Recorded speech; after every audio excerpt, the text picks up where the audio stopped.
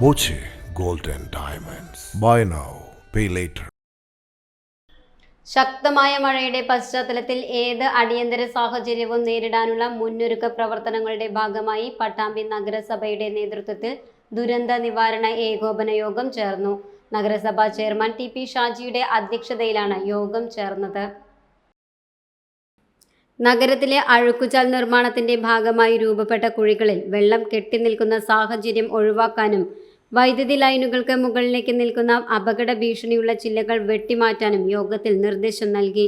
നിലവിൽ താലൂക്ക് ഓഫീസിൽ control room പ്രവർത്തിക്കുന്നുണ്ടെങ്കിലും അടിയന്തര ഘട്ടങ്ങളിൽ നഗരസഭയിലും കൺട്രോൾ റൂം ആരംഭിക്കും. നിലവിൽ വലിയ അപകട സാഹചര്യങ്ങളില്ലെങ്കിലും പൂർണ്ണ ജാഗ്രത പുലർത്താൻ നിർദ്ദേശം നൽകിയിട്ടുണ്ട്. ജനപ്രതിനിധികളും വിവിധ വകുപ്പ് ഉദ്യോഗസ്ഥരും യോഗത്തിൽ പങ്കെടുത്തു. അപ്പോൾ ഇത്തരത്തിലുള്ള പ്രവർത്തനം കൊണ്ട് തന്നെ പട്ടാമ്പിയിൽ കഴിഞ്ഞ കാലഘട്ടങ്ങളിൽ നിന്ന് വ്യത്യസ്തമായി പുഴയിലേക്ക് വെള്ളം കയറുകയോ അതല്ലെങ്കിൽ മറ്റുള്ള നാശനഷ്ടങ്ങളോ ഉണ്ടായിട്ടില്ല.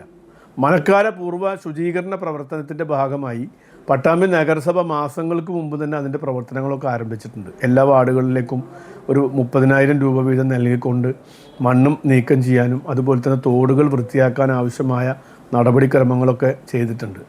എന്തായാലും ഇത്തവണ ഒരു തരത്തിലുള്ള പ്രശ്നങ്ങളും പ്രയാസങ്ങളും ഇല്ലാത്ത രീതിയിൽ ഈ ഒരു മഴക്കാലം കടന്ന് മുന്നോട്ട് പോകാൻ കഴിയും എന്ന് തന്നെയാണ് പ്രതീക്ഷിക്കുന്നത്.